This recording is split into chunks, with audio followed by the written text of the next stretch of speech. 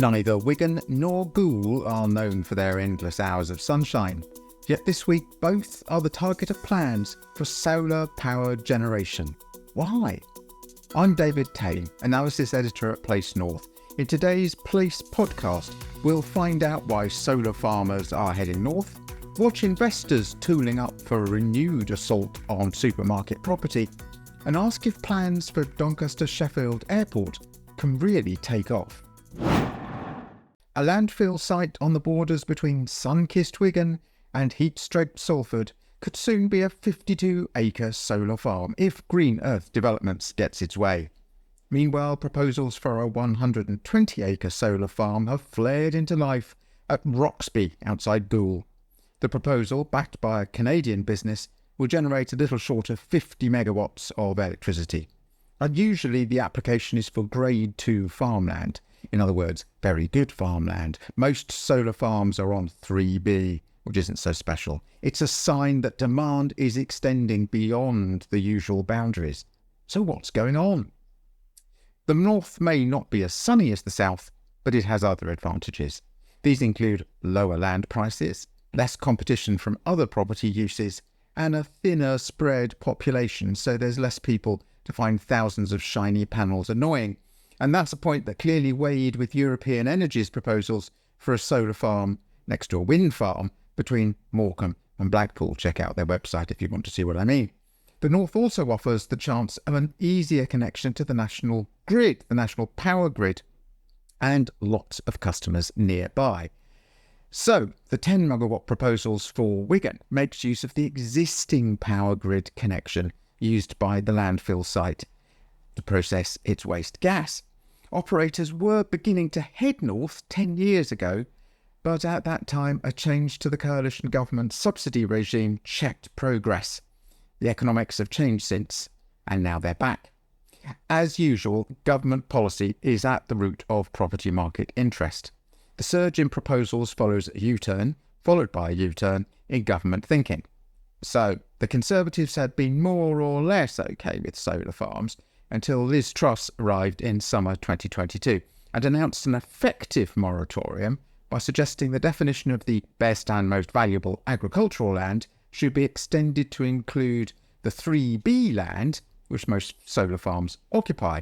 And in case you're wondering, grade 4 and 5 tends to be poorer stuff. It's hilly, it's hard, it's miles from the national grid, and solar farmers don't much like it. By December 2022, however, Rishi Sunak had arrived and the Truss plan was toast.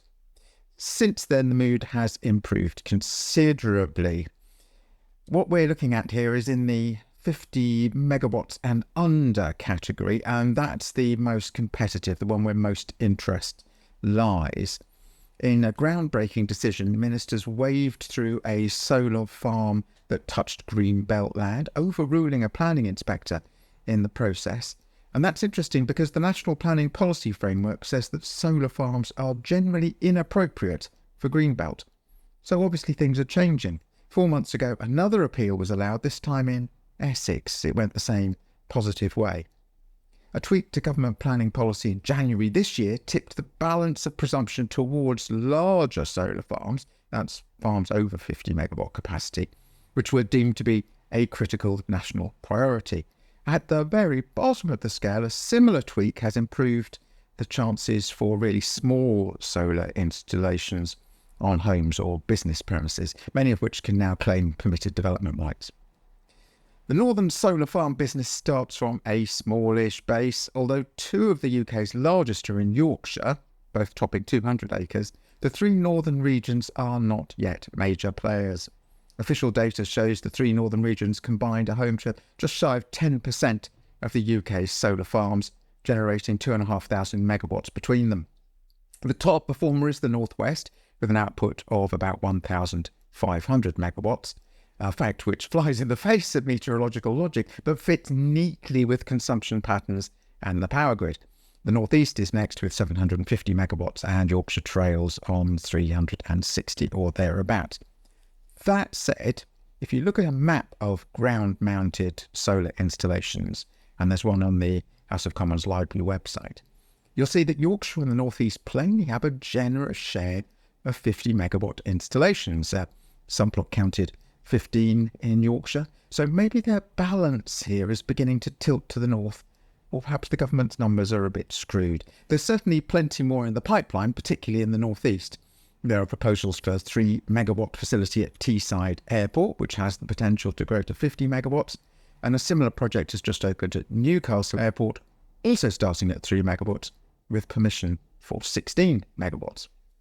Not every plan meets with a happy reaction, however. There are proposals for a 200-acre site at Helperby in North Yorkshire, and it's attracting some heavy incoming fire. You can Google that. For the record, the rule of thumb is that it takes about 25 acres to produce 5 megawatts of electricity, but obviously that depends on the location. A typical 50 megawatt solar farm is likely to cover anything from 100 to 200 acres and likely to have between 100,000 and 150,000 photovoltaic panels. These farms are tiddlers by global standards.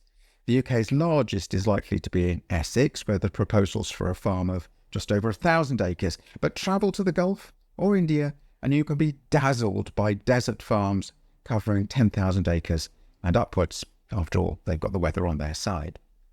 As January turned, the UK's solar power capacity was just short of 16 gigawatts. The government aims to reach 70 gigawatts of solar power by 2035.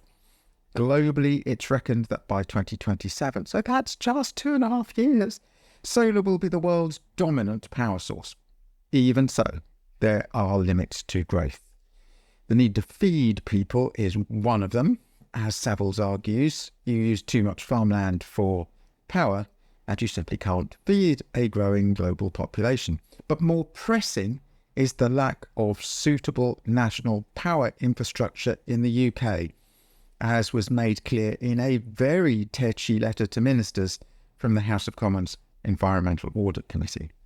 There's scope for considerably more solar farming in the north, and the rash of proposals show that promoters are keen. Delivering, however, may be more complicated. And now your weekly rundown of what's going up and what's heading the other way in the Place North elevator. Doors closing, going up, up, up and away. Doncaster City Council has agreed a 125-year lease with Peel Group to take control of Doncaster Sheffield Airport, that's better known as Robin Hood Airport. The threat of compulsory purchase seems to have persuaded Peel to sign up after a long period of reluctance. In June last year, local civic leaders said, and I'm quoting, "Peel continues to be unwilling sellers. They have not gone to the open market or made any effort to sell the airport as an operational airport and working business," close quotes. The upside is that control of the airport by the local council opens the door to the Gateway East site, an opportunity zone where business rates could be retained, providing a pot with which to fund infrastructure. The sum suggests that just sort of 300 acres of undeveloped land around the airport could yield £52 million in business rates over 10 years if it's developed and if the airport takes off.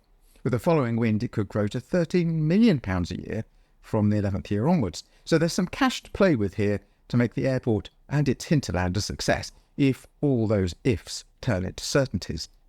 But the airport is far from an obvious winner. Whilst council paperwork talks of gross benefits in the range of 1 to 2.3 billion, Peel said it never made a profit in 17 years of operation.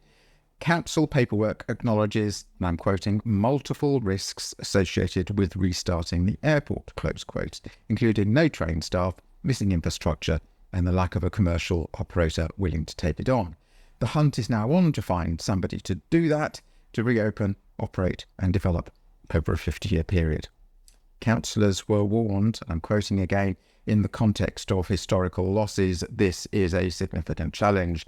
We have sought to secure aviation expertise to minimise the risk, but there is a risk that a lease may not be secured with the current owners, in fact it has, and that the market may not view this positively. Ultimately, a deal with a bidder may be unaffordable or unpalatable given other priorities. Hovering in the background is the risk that the airspace currently reserved for the airport gets snatched by someone else. Whitehall and the Civil Aviation Authority are looking at this. Passenger numbers were growing and the cargo business was looking good in 2019, after which COVID caused the market to stall, and since when the airport has closed.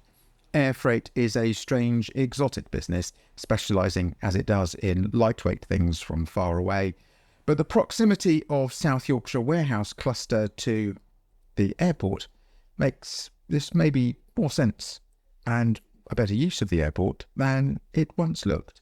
So maybe that's the future. You probably missed the news. I can forgive you if you did. But earlier this week, the Horse and Jockey pub in Walsall was sold by Marston's the Brewers to Lidl, the supermarket chain.